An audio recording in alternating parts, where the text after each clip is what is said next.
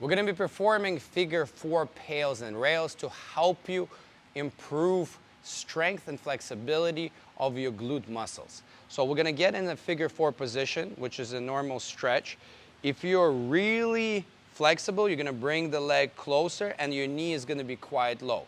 If you feel tight, you can bring the leg a little bit more forward, even more forward if you need to, and it will allow for a better stretch for some of you, and the knee may be a little bit higher. It's not that big of a deal. For everybody, it's a different setup.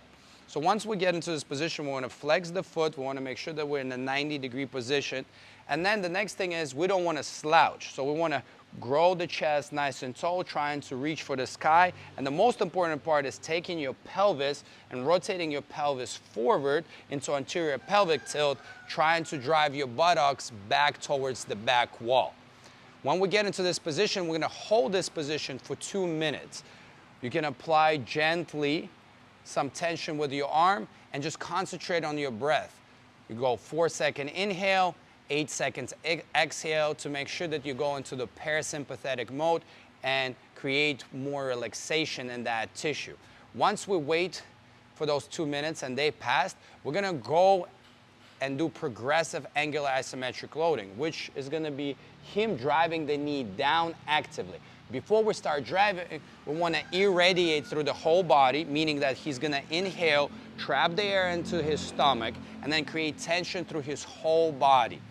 Then he's going to ramp up the tension in this particular region, going from 20 to 40 to 60 to 80, gradually picking up the tension and start driving it down. He's going to drive maximally for 8 seconds, 8 to 10 seconds, working as hard as possible. After that time passes, he's going to put his hand on top and instead work on the regressive tissue, squeezing the adductor, hip flexor, and actively driving it up as hard as possible. While he's driving, because the leg cannot move, he's going to use that tissue, hip flexor, and pull himself forward, leaning into that position.